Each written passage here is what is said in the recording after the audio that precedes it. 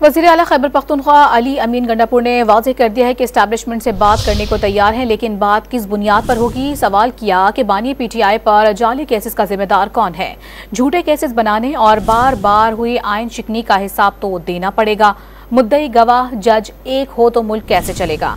Don news के नुमाइंदे आरिफ हयात ने वज़ीर आला KP के अली अमीन गंडापुर से बात की है।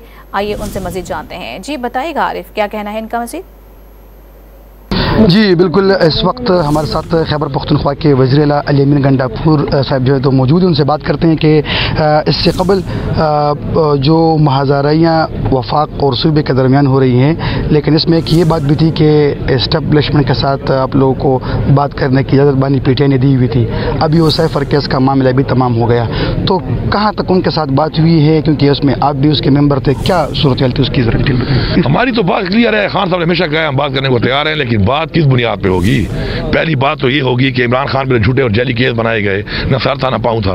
अब इसका जिम्मेदार कौन है, सजा किसको दी जाएगी ये काम करने की कि जैली केस जो बनाया गया और उसमें इतना लंबा 300 दिन ज़्यादा इमरान खान को जेल में रखा गया, अभी भी जैली केसों में मजीद रखा हुआ है। इसका कोई हिसाब तो देगा। आइन शिकनी हुई है, बार बार हुई है, जिसने आइन शिकनी की है वो हिसाब देगा उसका। इसी तरह आगे जाके जब तक चीज़ों को ठीक नहीं करेंगे तो ये तो कोई तरीका नहीं है। विक्टिमाइजेशन कर दो, अगले पे बना दो, 9 मई हमारे पे डाला हुआ है, हम कह रहे हैं साबित तो करो भाई।